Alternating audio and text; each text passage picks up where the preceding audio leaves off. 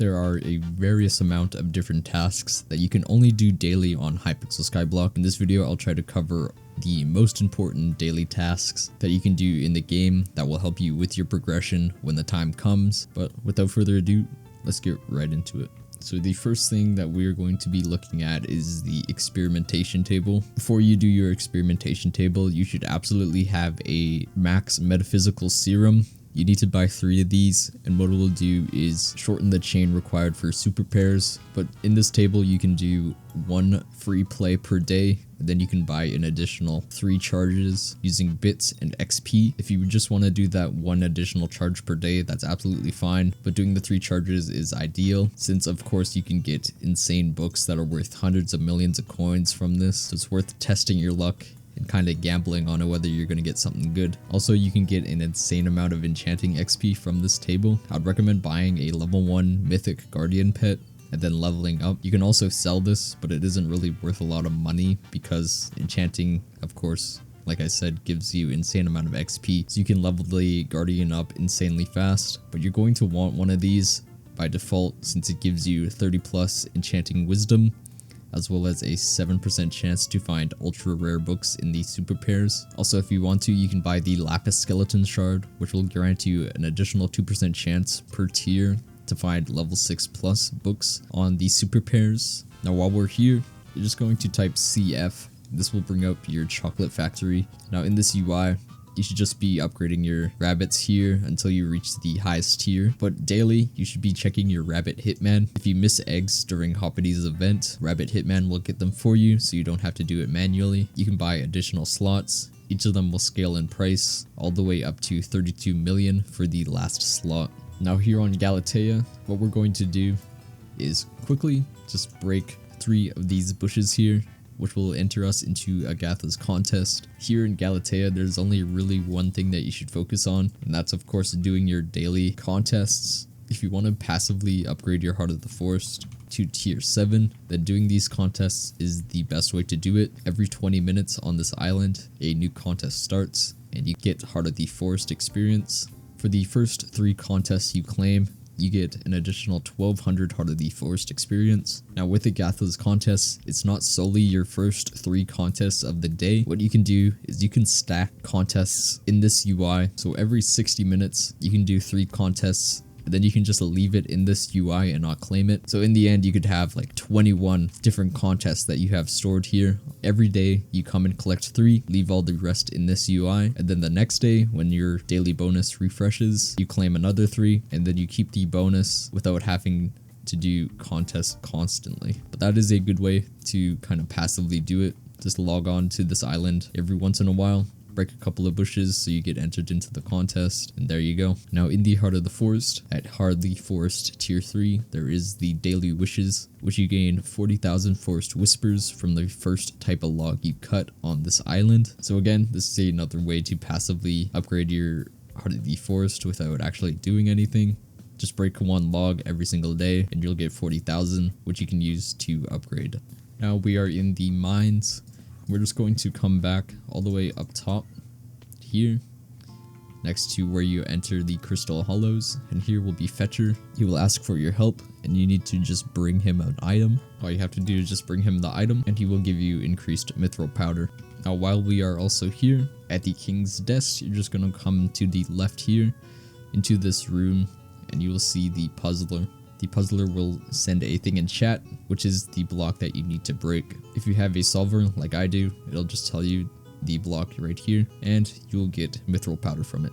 Now, just like the Heart of the Forest, your first couple of tasks in the Dwarven Mines or the Crystal Hollows will give you increased Heart of the Mountain XP. So if you don't have the Heart of the Mountain maxed like I am, doing these tasks will help significantly as you get an additional 900 Heart of the Mountain XP. I can't remember if it's 3 or 4 of these a day you get the daily bonus for, but it is a lot easier to do these tasks in the Dwarven Mines, like mine 10 titanium ore in the upper mines and slay 100 goblins. These can take under 2 minutes each to complete, so it is super fast to do. Now the last thing on my list is going to be your daily forging.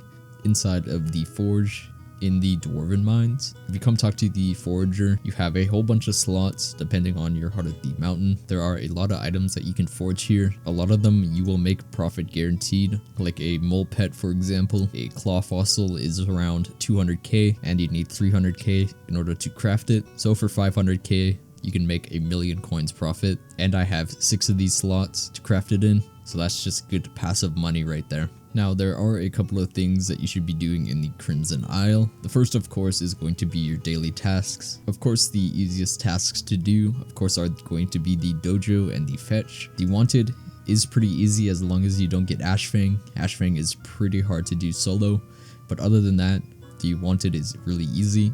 If you enjoy fishing, you can do fishing also, but that's pretty boring. The last is the Kudra boss. Now alongside your dailies, there are additional ways to get reputation. This includes killing the mini bosses that spawn around the map, like the Mage Outlaw, the Magma boss, Barbarian Duke X, Ashfang if you are able to kill it yourself, and the Blade Soul.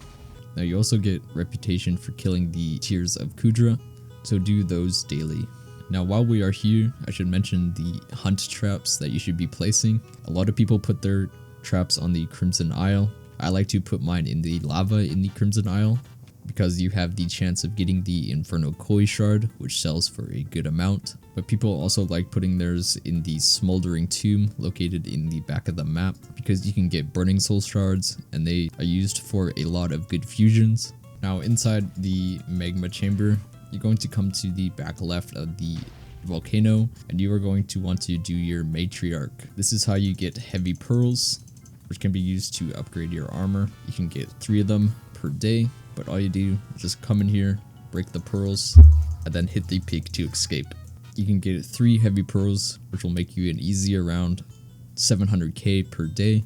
You can use the Matriarch's Perfume, which can be used 4 times a day, which will allow you to get new pearls, but these cost 1,000,000 coins each. So it is very important if you do this if you are Iron Man. Otherwise you can just buy the heavy pearls off the bazaar. Now here on the garden there are a couple of different things that we can do here. Logging on, you will notice that you will have a lot of visitors here. Of course they will ask for various different items. If you give it to them, they will give you farming XP, garden XP, and copper, as well as bits, and sometimes some really nice items. You should be doing this daily to fill your logbook. This is used for the Green Thumb enchant, which will grant 0.25 farming fortune per unique visitor served. So just filling this logbook with all of the different visitors will help you when you eventually get that enchant. Now on your island, there's going to be a lot of different pests.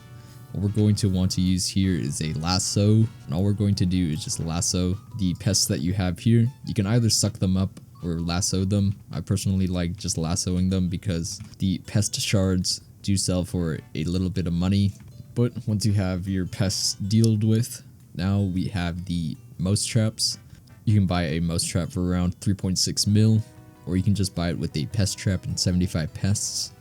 But what this will do will just trap the pests inside of here, and you can release them and then catch them to get pest shards, or suck them up with your vacuum. It doesn't really matter. Now, if you are a dungeon player, for your first 5 runs every single day, you get an additional 40% boost to your dungeoneering XP that you gain. So play the highest floor you have access to gain additional dungeon XP, which will help you level up your classes and all that good stuff. But now we're moving on to the final things that I can think about that would still be classified as pretty important that you should do.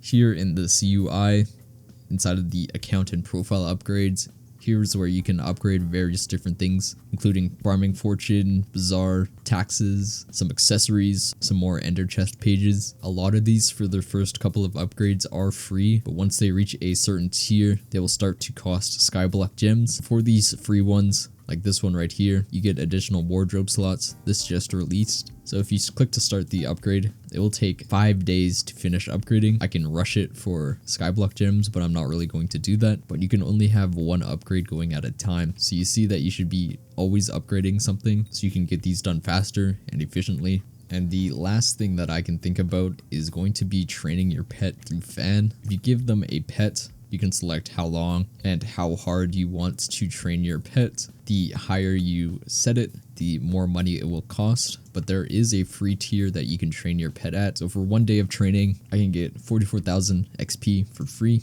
But that is pretty much all that I can think about for the most important things that you should be doing daily. Of course, there is going to be a lot of different miscellaneous ones that aren't really as important, but I will leave them in the description of the video of all these smaller things that I can think about that didn't make it into the video. But if you have any more questions or comments or anything you'd like to share, leave them in the comments down below. But I think that's basically it. See ya.